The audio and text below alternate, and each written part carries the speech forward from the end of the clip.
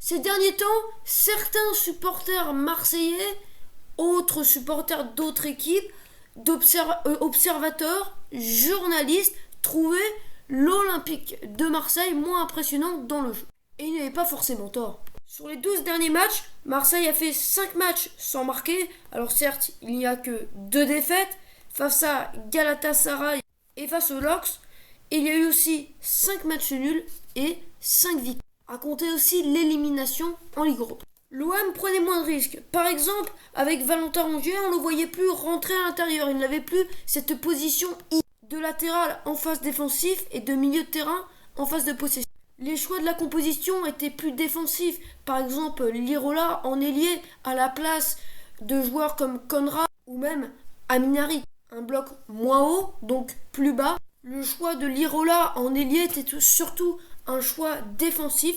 Ce choix-là était surtout pour l'équilibre de l'équipe, notamment pour venir créer des lignes de 6 ou des lignes de 5 en phase défensive. Ce choix-là, les Marseillais l'ont payé, notamment lors du match aller en Ligue Europa face à la Lazio, où il y avait des espaces sur le côté, notamment avec ce bloc axial des Romains qui laissait un peu d'espace sur le côté, qui laissait de gros trous sur le côté, et l'Olympique de Marseille n'en a pas vraiment profité, notamment parce que Lirola n'osait pas dribbler, Lirola n'osait pas percuter. 0 dribble lors du match.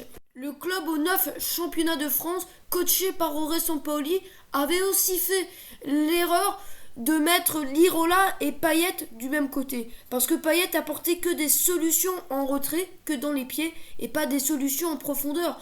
Un côté Lirola-Guendouzi aurait été plus intéressant. Et voilà, ce match face à Nantes, gros choix de la part de Auré Sampaoli, gros choix de mettre... Auré Sampaoli a ressorti le plan du début de saison où les Olympiens devaient se débrouiller sans Aduris Milik blessé. Si Sampaoli a fait ce gros choix, c'est notamment que Aduris Milik vit actuellement une période de doute. Depuis le début de saison en Ligue 1, il a marqué seulement un but pour 20 tirs. Ce n'est pas du tout un bon ratio. Pour le moment, il n'arrive pas à faire gagner de matchs à l'Olympique de Marseille. Il n'arrive pas à marquer dans les moments où les Olympiens en auraient besoin.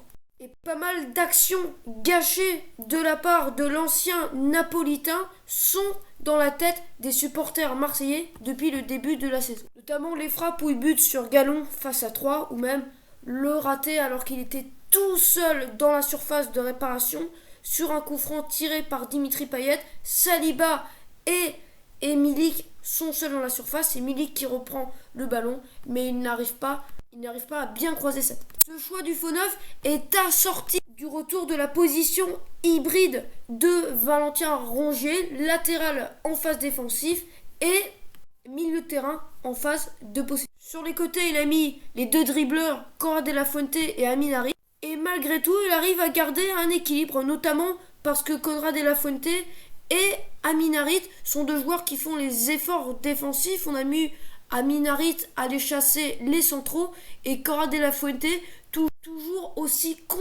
concerné en phase défensive. Il redescend bas. On a même vu sur une action quand Gerson était sorti blessé, on a vu de Konrad de la Fuente prendre sa position de milieu de terrain et face à 3, on a vu que comme Lirola, il créait une défense à 5 avec Lirola qui redescendait bas. Il était là pour contrer les centres de Biancone qui se projetait. Cette position de Valentin Rongier au milieu de terrain, en doublette, en duo, qui fait la paire avec Boubacar Kamara, permet à Guendouzi de se projeter notamment près d'Harit et Gerson de se projeter très très haut dans la surface de réparation.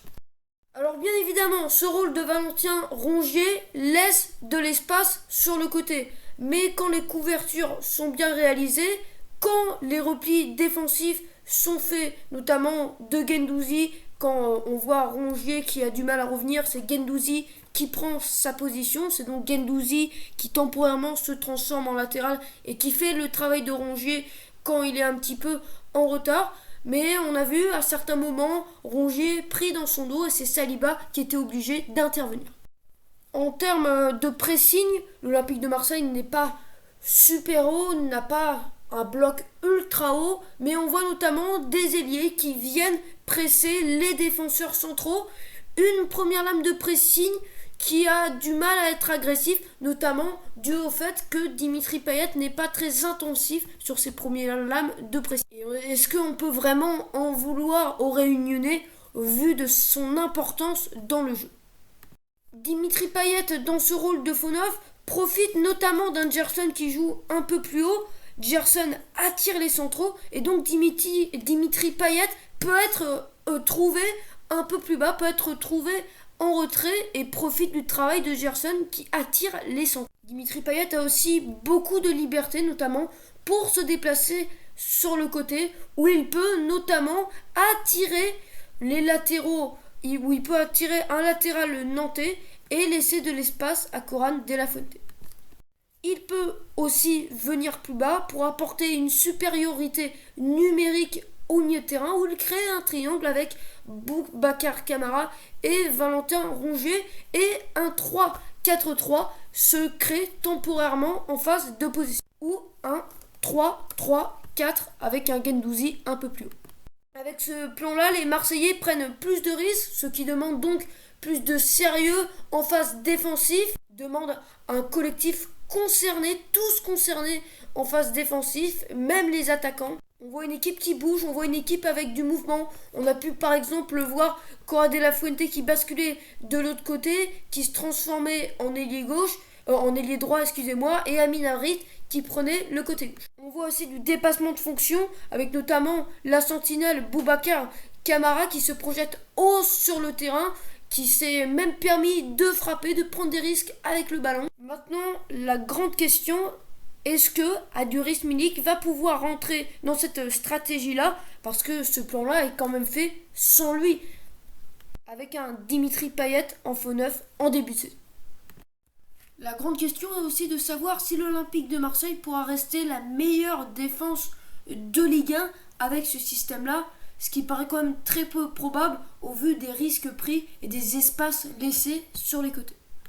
C'était Foot Tactique, merci de m'avoir suivi et à bientôt.